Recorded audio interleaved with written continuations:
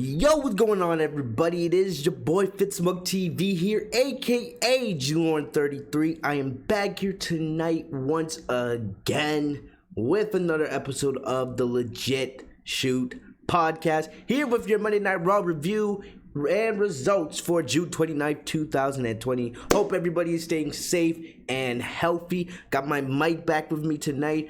Last week's review did really well out of nowhere. Better than most of our reviews, and I was kind of pissed off about that because I didn't even have my mic. I left my mic at home, so I'm hoping that success from last week's review carries over to this week. We got a lot to talk about.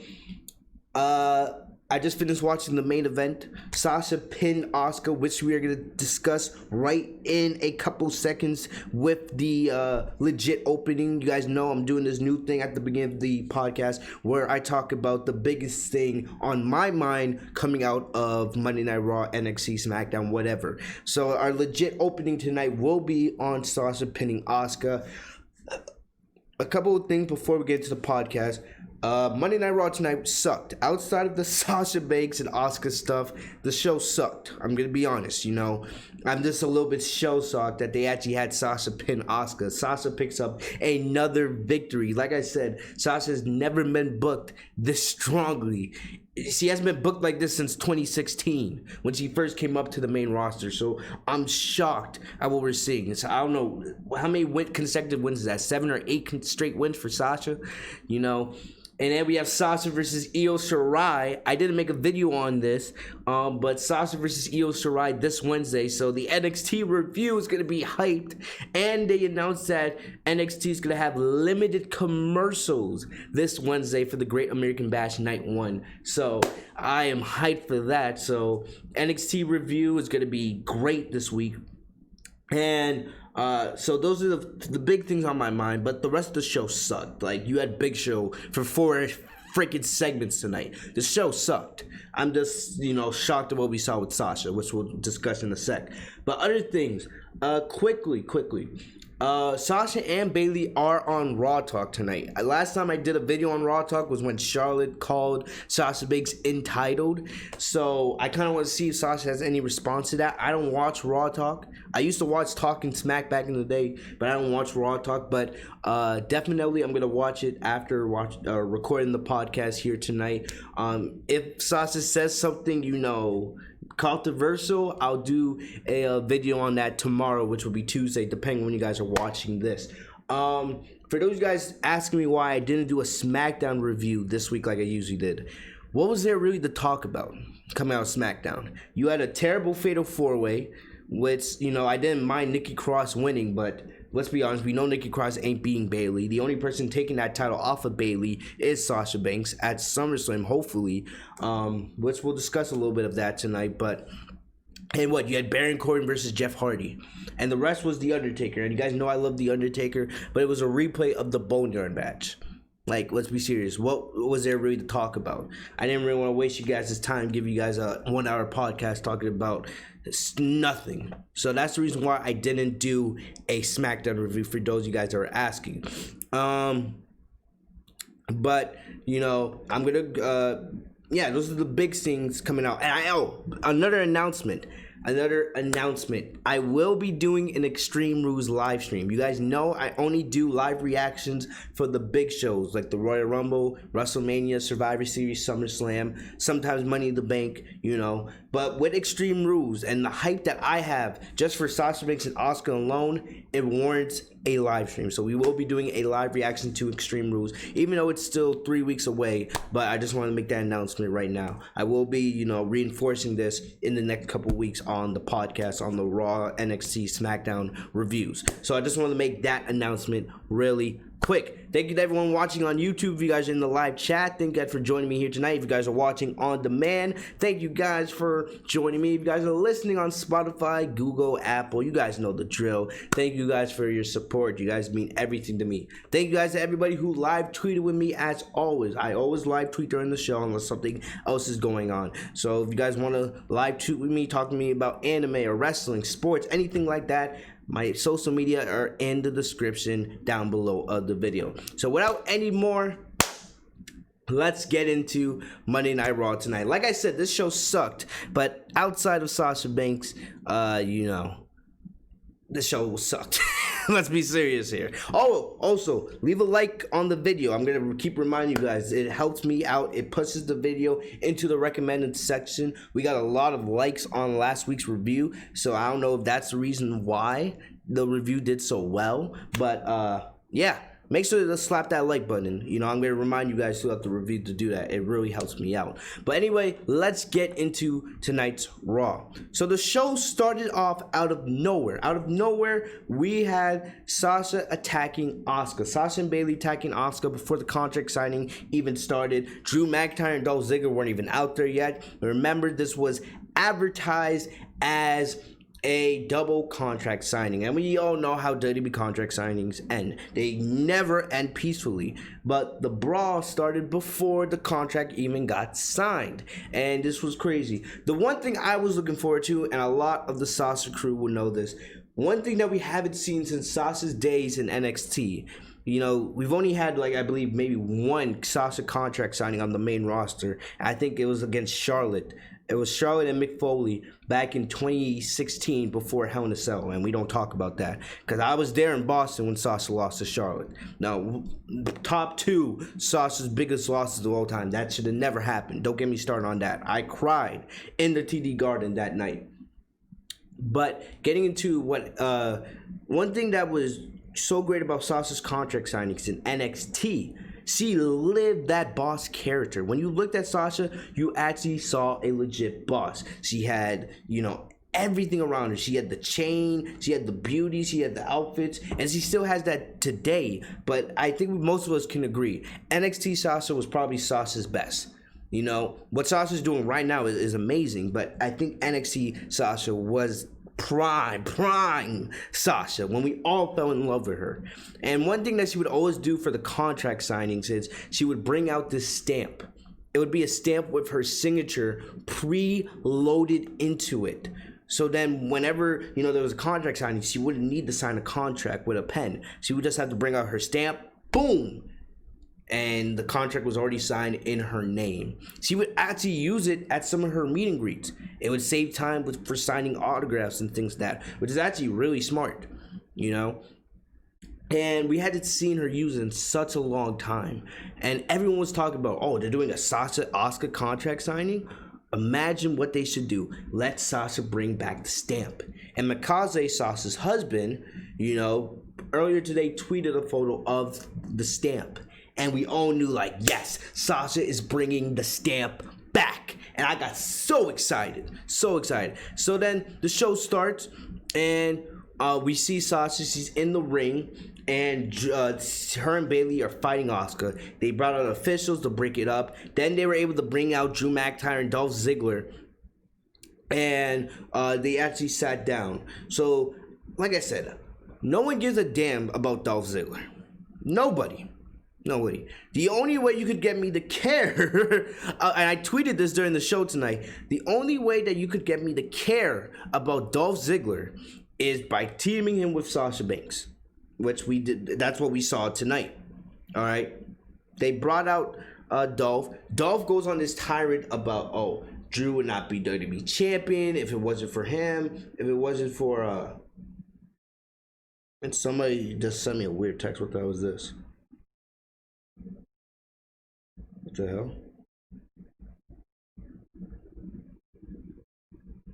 hell? Thanks for the shout out, Ultra Instant Calf. Thanks for the shout out, bro.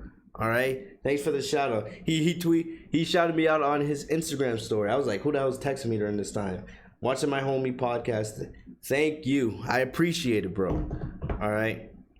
My bro Eli is in the chat. He's a old friend. He's a childhood friend of mine. He's one of my closest friends. So don't mind anything he says in the chat, ladies and gentlemen. He's just weird, trying to be a troll. But anyway, let's get back to the review. So what happens is, Dolph is just talking about, Drew, you wouldn't be WWE champion if it wasn't for me carrying you, all this other crap. Dolph Ziggler, you're great on the mic, you're great in the ring, but nobody cares. I've been saying this for years. You guys know this. Nobody gives a crap what Dolph has to say because WWE has never booked him seriously. No one, they never booked Dolph seriously. And if you guys have read the reports coming out of Bleacher Report and all these other organizations, they already said that Drew's going to go up against Brock Lesnar at SummerSlam. So it's already confirmed that Drew's going to beat Dolph. It's going to be a great match. I don't think it'll be as good as Sasha versus Asuka.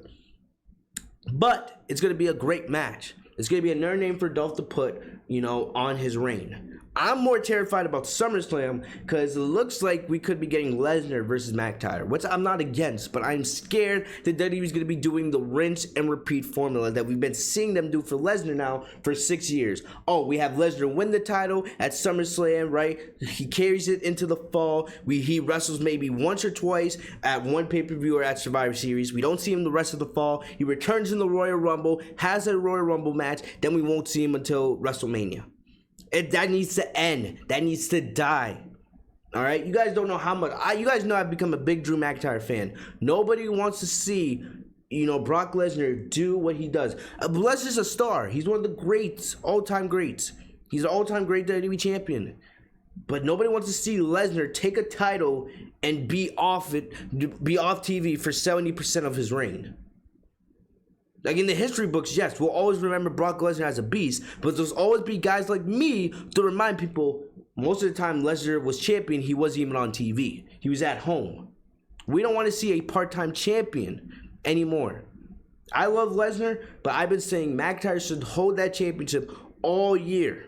And the only person that I would highly consider taking that title off of Drew McIntyre is Randy Orton. All right?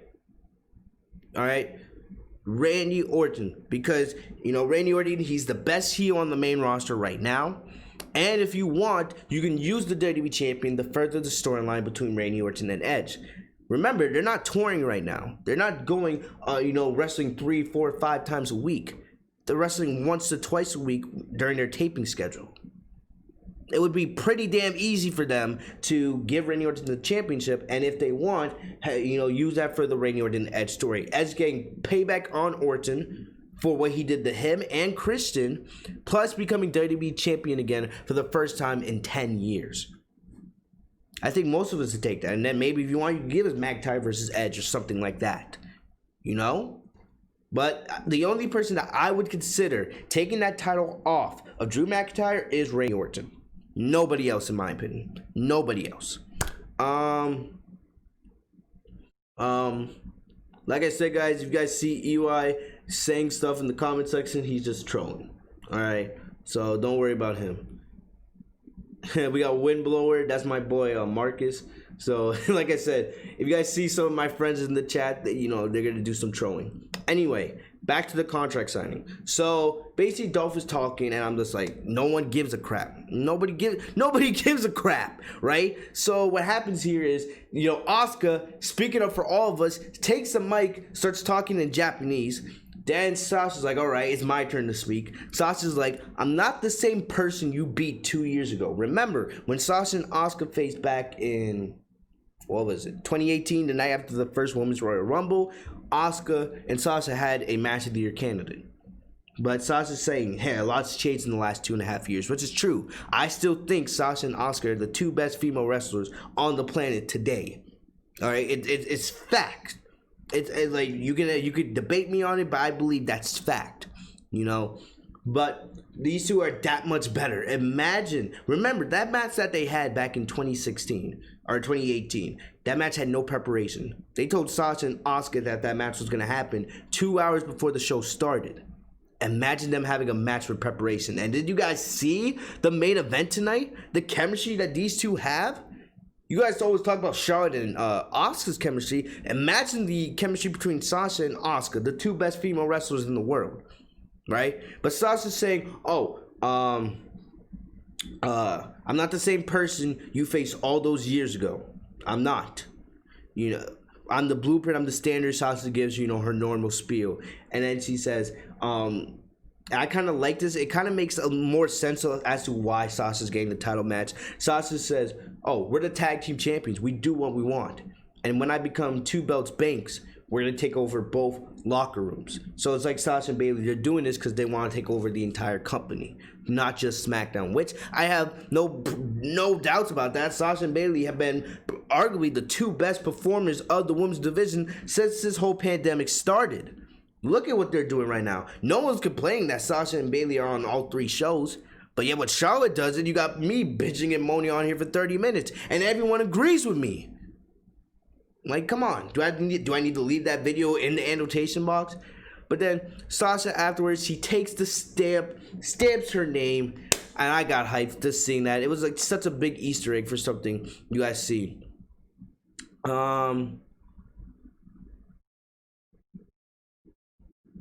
Charlotte is great. I forget your name. Is that Rebecca? I'm forgetting names tonight. But Charlotte is great F. You guys, you know how I feel about Charlotte. Don't get me started on that, please. We don't need to start that argument on tonight's podcast.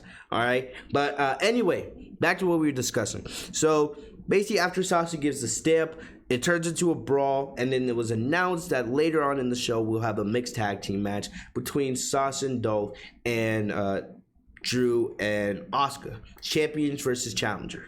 You know, in most cases, I would get angry at this because I would be saying, save it for the pay-per-view. Why are you giving a pay-per-view match on free TV? But the thing about it is, the reason why I didn't have a problem with this is we've seen all 4 of these wrestlers wrestle before. We've seen Drew versus Dolph. We've seen Sasha versus Asuka. And in the little taste that we got tonight, it got me more excited for what we're going to see at the pay-per-view. If you thought what we saw tonight between Drew and Dolph and Sasha and Asuka was great in the main event, it's going to be that much better once we get to Extreme Rules. I think almost all of us can agree with that. So we'll discuss that. Actually, you know what why don't we discuss it? Let's discuss it now. Let's discuss the main event now. Let's get that out of the way now. All right, so we don't have to rush through it later. But yeah, so the main event, Drew McIntyre and Asuka versus Sasha Banks and Dolph Ziggler. Before the match, they had backstage interviews with both teams. You know, Drew was saying how Sasha's not ready for Asuka, and Asuka was saying how Dolph is not ready for Drew, yada, yada, yada. And I loved it. Sasha Banks is bossing the shit out of Dolph, you know, because, yeah, Dolph ain't on Sasha's level. Come on. Sasha was making fun of Dolph, saying, weren't you the one that got exposed in the whole Mandy and Otis storyline? You know, I just love how Sasha's bringing that stuff up. You know, acting like a true boss because she is the best female wrestler in the world. So we get to the match. This was about 15 minutes.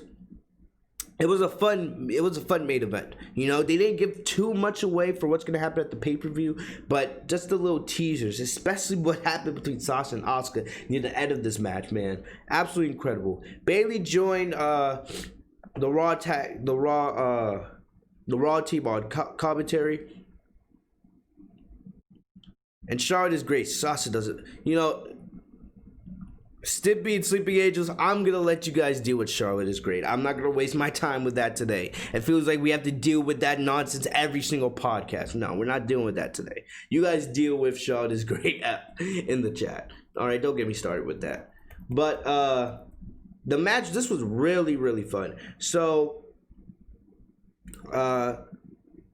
basically, Drew dominated the first part of this match, overpowering the show off. So Sasha had the tag in the Save Dolph. So basically, the second part of this match was basically Sasha and Asuka 50-50. Sasha was dominating for a little bit, then Asuka did. It just got me so hyped because it's been so long. We rarely get to see Sasha and Asuka battle it out. You know, we had Survivor Series last year, we had the Royal Rumble, and we had that one match between them, which was Match of the Year candidate back in 2018. It's rare for us to get to see Sasha and Asuka in the ring, and every time they are in the ring together, they absolutely steal the show, and they did this. This was a great main event. You know, plus it just teased of what's going to happen at Extreme Rules. If they give Sasha and Asuka 20 to 30 minutes, I believe it's to be the main event of Extreme Rules. I'm not going to go into detail of that why, because that would take up most of the podcast, and you guys know I'm trying to keep this under an hour, but you guys know why. But Asuka battled out of the bank statement at the end. Then she locked in the Asuka lock. But then Sasha, being smart, turned it into a pinning combination 4-3. So Sasha gets another win. This is like her 7 or 8 victory in a row. We're always talking about how for people that want to be challengers for titles, you have to keep winning and keep winning and keep winning. Sasha's on like I said, probably the biggest winning streak of her career since 2016. She hasn't been booked this well in 4 years, which is a shame because she's the best female wrestler in the world.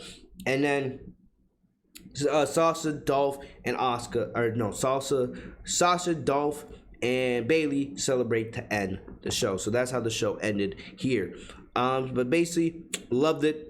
You know, I thought that maybe Bayley would cost Sasha a win here. You know, they start teasing a little bit of that deception, but they decided not to. But this was great. This was great. It teased Sasha versus Asuka. The match is going to be great. The chemistry that these two have, the speed at which they wrestle, man. I cannot wait to see what they do at Extreme Rules. I just pray that WWE gives them 20 to 30 minutes, and I believe it should probably be the main event of Extreme Rules, if we're being completely honest.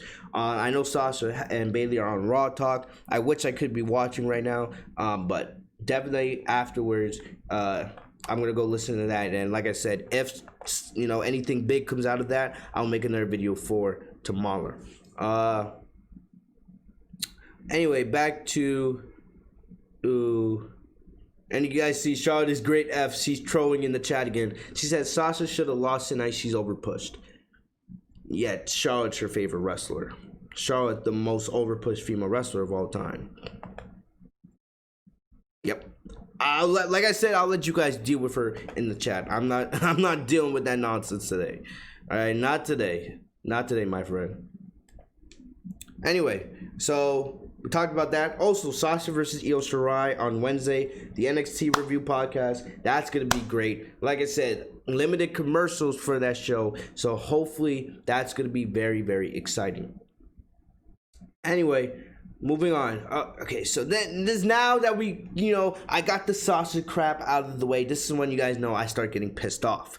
You guys know, like I said at the beginning of the podcast, Raw was ass tonight. The show was not good at all. You know, Big Show.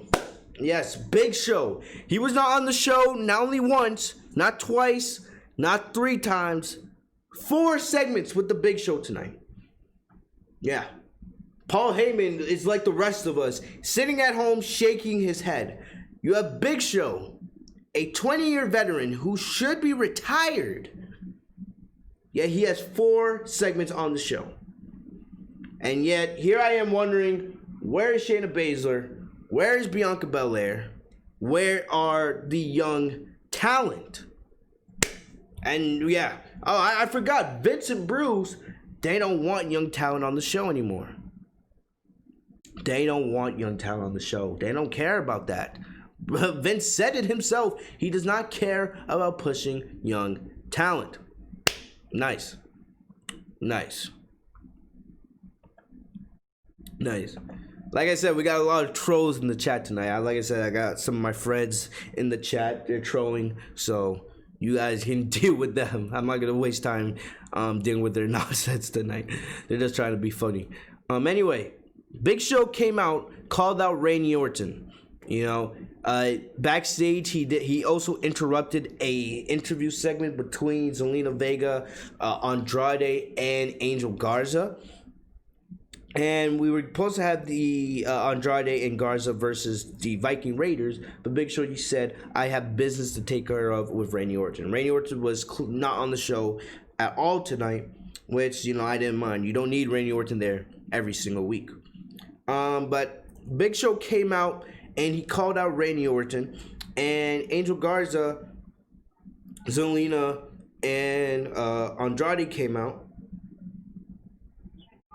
And basically they said they're going to send Big Show to the retirement home with Ez and Christian, doing Randy Orton a favor. That's his punishment for interrupting them. Yeah, we all knew that wasn't going to happen. We all knew that was not going to happen. I knew exactly where this was going. And then Ric Flair came out. I don't know. I don't understand this. Ric Flair is like a 80-year-old man. All right.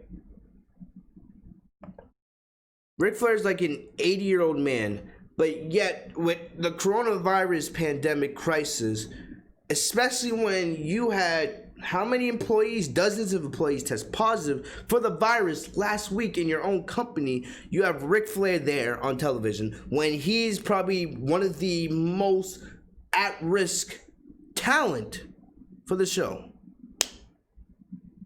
Like, hey, I don't get it. I don't get it at all. Ric Flair is 80 years old. Nobody wants to see Ric Flair on Raw anyway. Have you seen Ric Flair's interview comments the last couple weeks? The guy's delusional. He should be at home, living his best life in his old age. But yeah, you're bringing him to the Performance Center in Florida, in a place where you still don't know which one of your talent or employees or staff is tested positive for the coronavirus, where he could be at risk of getting the virus himself, which would actually be very harmed, especially for a guy with Ric Flair's health history. Makes zero sense. Makes absolutely zero sense. But it's WWE, right? They don't care about the health and well-being of their superstars. They don't care at all. Great job. You don't even care about one of your own legends. You don't care about his health and safety at all. Great. So Ric Flair came out talking about, how Randy Orton will deal with Big Show, yada, yada, yada. No one gives a crap. And, then he told Zelina Vega, take care of Show. But right when it looked like it was going to be a 2-on-1 attack from Andrade and Garza, then here comes the Viking Raiders to make the save. Big Show goes backstage. We come back. We get a match between the two tag teams. I've been saying this for weeks. I thought that they were going to build up Garza and Andrade to be the next opponents for the Street Profits, since your Raw tag team division is completely dead. But hey, I don't know. I guess not. I guess not. I guess not. Instead, you're teasing more dysfunction between Garza and Andrade. I don't know why. When it would be better to use them as a tag team, a heel tag team, since you have no heel tag teams in that division. But instead, you want to keep, teasing dysfunction between the two. And it seems like this is going to lead to Garza turning babyface and potentially Zelina aligning himself with Garza, because Andrade is so jealous and so selfish. I don't know. I honestly don't know. The confusion here makes no sense. So basically what happens here, the team continued to argue. Andrade almost walked out from the match. But when we come back from break, they're working together again, and Andrade hit a back elbow on Eric to set the wing clipper by Garza for the win. This was not it for Andrade and Garza tonight. We saw them later on in a 2-on-1 handicap match versus the Big Show. Yeah, Big Show gets four segments. Almost 50-year-old Big Show with 4 segments on this show. Makes no sense. No sense. All right. I agree with you, Tavon. Dang, the chat is active tonight. We got a lot of trolls here. Glad to see it. Good to see it, man. The trolls give us a good dice of entertainment. Anyway, like I said, I'm going to skip through just because we're talking about the Big Show and the Garza situation. That's to save some time. But like I said, Big Show dominated Garza and Andrade. And I don't care. You're two heels. I don't care if Big Show is 600, 700, 800 pounds. You're two heels. 2-on-1. You're supposed to be two great heel wrestlers. You should be able to find a way around the damn Big Show. It took 4 or 5 minutes just for Garza to attack his legs. This was so bad. I really wish Raw was at 2 hours, because sometimes it feels like they put this garbage in, making Garza and Andrade wrestle twice in one show, having Big Show have 4 segments when he should have 0 segments, just because they need to fill in the 3 hours. If they brought Raw back to 2 hours, it would be so much better for so many reasons. This was so bad. Big Show dominated. This was a burial. Let's just be serious here. This was a burial in this situation. the Big Show threw them around like total garbage. Then, when Garza had control of Big Show, Andrade tags himself in, says it's his moment. Garza gets mad, like, what the hell are you doing? And then he walks off with Selena. So, like I said, it looks like this is probably going to lead to eventually Selena turning babyface with Garza, which was good. As good as Andrade is, Andrade can't speak English for his life. So I have no idea what's happening here. And basically, Andrade got hit with a choke slam and a KO punch. So yeah, great job. You have them beat the Viking Raiders early on the show, which would put them in line the next challenge Street Profits for the Raw Tag Team titles. But then you have them buried by the Big Show, who should not be even on the show. Great job. You're making very, very great sense there, WWE. All right. All right, what's next? Oh. Akira Tozawa versus R-Truth for the 24/7 championship. Last week, remember, Tozawa became the 24/7 champion. I predicted that R-Truth would like dress up as a ninja, and that would be the way he would gain the title. Instead, they decided to do it differently. They decided to have a match, and he rolled up Tozawa for a 3 count. So I don't know how many times Truth has been 24/7 champion now. Probably 20 million. Who cares? Who cares? I promise you, if this was a 2-hour show, we would never even see the 24/7 championship. Like I said, they put this garbage on the show, and you guys know I actually like Akira Tozawa. If you watch him on 205 Live, he's actually really good. But they put this garbage on the show because it's 3 hours and we have nothing better to do. It's terrible. This was garbage. I don't even know why it was advertised on their social media page. All right, moving on. Seth Rollins and Murphy versus Aleister Black and Humberto Carrillo. So before that, Seth Rollins basically said he was going to ask for forgiveness. I knew exactly where this was going because this is WWE 101. He's a heel. You really think the heel is going to ask for forgiveness? No.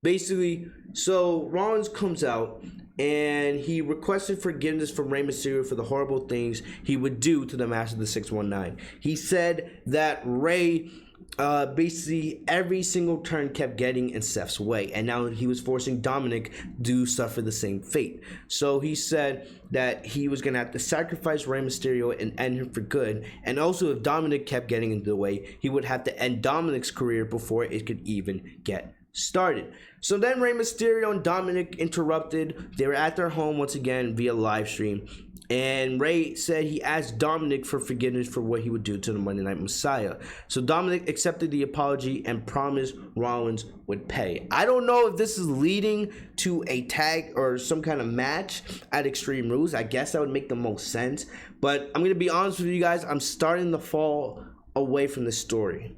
All right, I said a couple weeks ago, a great way to do this is with maybe, tease Dominic being forced to join Seth's faction, his group. Instead, every single week it seems like rinse and repeat. Seth saying he's gonna have to sacrifice Dominic and Rey, and then Rey and Dominic appear on the Titantron, via satellite and say whatever they have to say. Like, honestly, it's starting to get too rinse and repeat. It's the same stuff every single week. Seth's saying the same things. Rey's saying the same things. Even Dominic is now starting to say the same things. It's getting repetitive. This storyline has so much promise, and it feels like they're just dropping the ball on it each and every single week, and I don't like it. I know you guys don't like it as well. And then I don't really see where they're going with this. Like, are we gonna have some kind of match in Extreme Rules? It would make sense, but like, what's gonna be the match? Is it gonna be Seth versus Rey? Is it gonna be Seth versus Dominic? Is it gonna be a handicap? Is it gonna be Murphy and Seth versus Rey and Dominic? Where are we going with this, guys? Like, where are we going with this? All right, I don't know.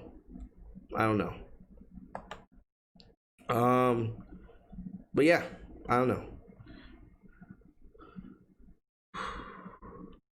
All right, but anyway, back to...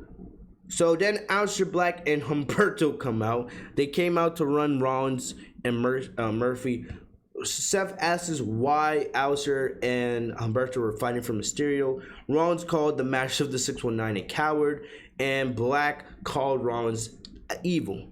I love Aleister Black, but he could be booked so much better than this, man. It feels like he's just another guy. I wanted him to win Money in the Bank a couple months ago. Instead, he didn't win the Money in the Bank, and they haven't been this feud with Seth. And it's not terrible, but we don't know Aleister Black. The guy should be in the main event scene. I would love to see Aleister Black going up against a Randy Orton or going up against freaking Drew McIntyre. But instead, they haven't been this, storyline, which isn't bad. It's just I can't really see the direction of where it's going. It's kind of disappointing if you ask me, But we have basically this turns into a tag team match. The tag team match, this was really good. It was a good tag team match.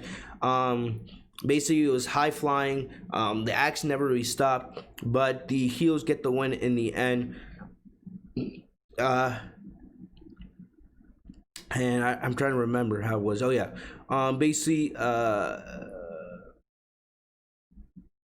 yeah, Seth kicked Carrillo with the stomp, so Humberto takes another L. Humberto, the king of L's on WWE TV. Guy never gets a dub. He's the king of L's. That should be his new gimmick. The king of L's. Basically, afterwards, then Murphy and Rollins attack Carrillo and Black. Basically, Seth wanted to sacrifice Carrillo. He actually put Rey Mysterio's mask, the mask that he stole from Rey the night that he injured Rey's eye. He put it on Humberto since Humberto looks up to Rey as a hero, as an idol. And basically, he teased sacrificing Humberto. But Aleister made the save. But then Seth and Murphy take both out, and then Seth hits Carrillo with a stomp on the steel steps. So that's what happens. That's what happens there. Oh, broken. I know the chat is wild. These are my friends. I grew up with these boys. Like, yeah, you just get used to it. There's a reason why I'm not responding to it. Anyway, back up. We had Ruby Riott versus Peyton Royce. This pissed me off. I've been complaining for weeks about Charlotte Flair, right? And WWE actually announced tonight that per storyline, Charlotte Flair is out with a broken left collarbone. This is WWE 101. Whenever they take a superstar off for storyline, didn't they just do this with Elias a couple weeks ago on SmackDown with the whole Jeff Hardy and Sheamus story? Basically, what they do is they announce that, superstar has either fractured ribs or a collarbone injury or a dislocated kneecap, something like that.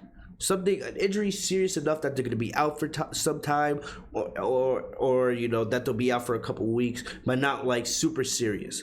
But, there's been a lot of reports of how long Charlotte's going to be gone. Is she going to be back before SummerSlam? Is she going to be back for a Survivor Series? There's been tons of stories. Like I said, I will not believe that Charlotte is gone until SummerSlam passes and she's not on the show. Like, if Charlotte's healthy, they're going to put her on SummerSlam. All right, unless Charlotte actually goes to WWE herself and says, I want to take time off. I don't need to be on SummerSlam. Nobody wants Charlotte on SummerSlam. I saw a poll on Twitter earlier. Who do you miss more? Becky, Ronda, Shayna, Bianca, or Charlotte? All four of the other names got votes. Charlotte had 0 votes. Nobody wants to see Charlotte Flair. I think we're all tired of her. But I just want to report that really quick. But I said, if Charlotte's gone, you have Becky, she's not there. Ronda is not there. All right. Basically,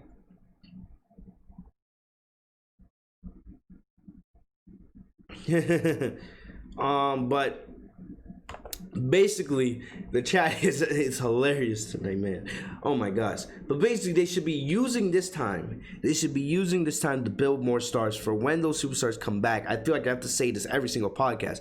They should be using this time to build more stars for when those superstars come back, we can actually have feuds that we can be invested into. But instead, you know the drill with WWE.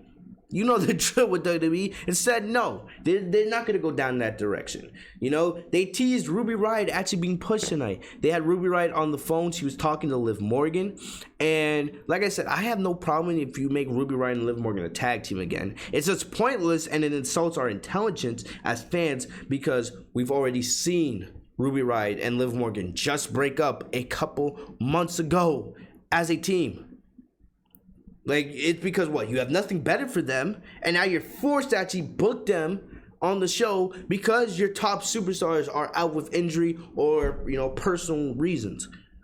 Right? So now, we have nothing better for them. So, we broke them up because why not? And now, we have nothing better for them and we need female superstars, right? So let's just bring them back together for, you know, no reason at all. It's retarded. It's stupid. It's stupidity.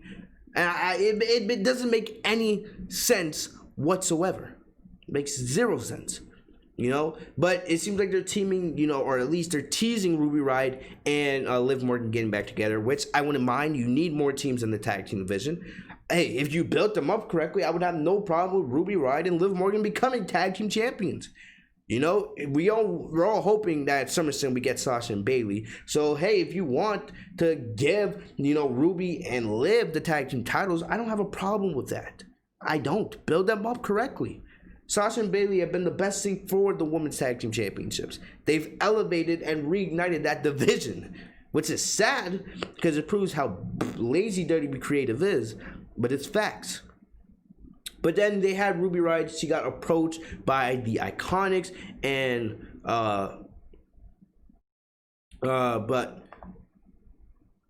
but you guys saw what was going on with that situation, and basically, you know, we get a match between Ruby Riott and Peyton Royce.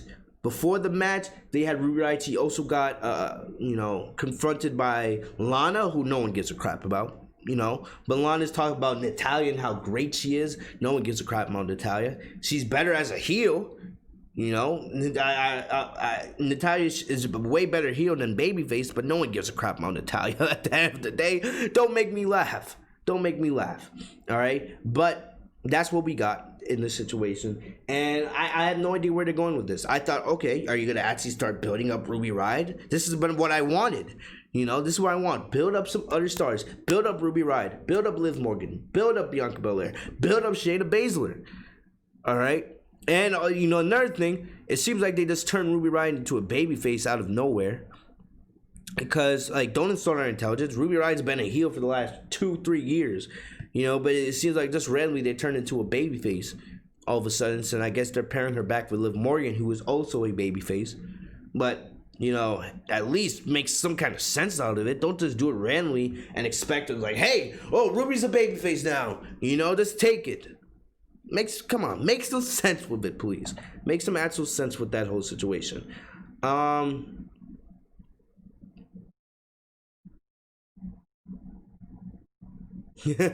my gosh. The chat is just hilarious. It's really making me laugh tonight. Anyway. We get the match. I didn't care about the match at all. I thought Ruby was gonna win, but no, they have her lose to Peyton Royce with a spinning brainbuster in less than 4 minutes. I don't know why. I do not know why. Ruby Riott losing to Peyton Royce. What? Since Liv Morgan's on a losing streak, so we're going to put Ruby Riott, who's also on a losing streak, and what, they're going to band together, and all of a sudden they're going to start winning out of nowhere? What? Is that the plan? Is that really the plan here? All right? Is that the plan here? I think that is the plan. All right, what, they're going to bring back Liv Morgan and Ruby Riott. They're going to bear together since they've both been losing to the Iconics. And then what, they're going to bear together. They're going to be a babyface tag team, and then they're going to defeat the Iconics. I feel like that's the direction of where this is going. But in no universe, we all know Ruby Riott is 10 times better in the ring than Peyton Royce. And Peyton Royce isn't bad, but she's not that good. And Billie Kay is atrocious. And there's no universe where Ruby Riott should be losing. No universe. All right. Anyway, thank you, Windblower, for the compliment on the glasses. I appreciate it, bro. That's my bro Marcus or Matt. I don't know. They're twins. I think they share the same account, but they're two of my good friends. Anyway, yeah, we already talked about Big Show versus Andrade and Angel Garza, and we speeded through this. Oh my gosh, I'm surprised at how fast we speeded through this podcast. We were almost done already. But Apollo Crews versus MVP with Bobby Lashley versus Ricochet. This was 2 matches in the span of about 20 minutes span. And basically, like I said, the reign of Apollo Crews as United States Champion is coming to an end. You guys, like I said earlier, Vince is not in the business of making new stars in 2020. That's why we're seeing the Big Show and Ric Flair make their return to television. Who's next? Kevin Nash? Who else is going to come out of retirement? The Boogeyman? For, like, really? That's what we're doing. Nice. Paul Heyman didn't care about the ratings. He cared about building up the future stars of the company. But no, Vince doesn't care. He cares about the now. Yeah, let's see how long the now lasts. Let's see 5 years from now where that gets you. Oh, we'll see. Let's see. Because at this rate, you're not going to have any more USA Network or Fox TV billion-dollar deals. Let's be serious here. Let's be serious here.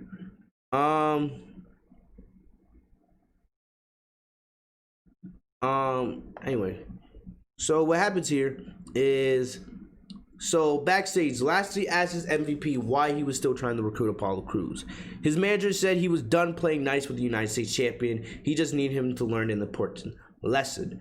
Like I said, I have loved what they've been doing with MVP in this manager role. He's actually really good. He has really good chemistry. He has really good mic flow. He knows his character well. But in the ring, no one wants to see MVP wrestle in 2020. Nobody. All right. But MVP came back into the ring, and he talked about respect, and how Apollo had none for him. Then Apollo came in. I like the intensity that Apollo had there. He told MVP that he did not want him as his manager, and he did nothing to disrespect MVP, but you wouldn't listen. MVP warned him that it was one thing not wanting him to be his manager, but it would be worse off having him as an enemy. So we had a match here. And like I said, the reign of Apollo Crews, it's about to end. It's about to end, unfortunately. They had Apollo Crews pinned. Your United States Champion was pinned by MVP. So what's next? We're going to get MVP and Apollo at Extreme Rules? I knew that, Apollo's reign was ending. And it's sad. It shouldn't be ending. Paul was actually trying to build up Apollo and the United States Championship. But it seems like all that is going up in smoke. It's going up in smoke because WWE has nothing better to do.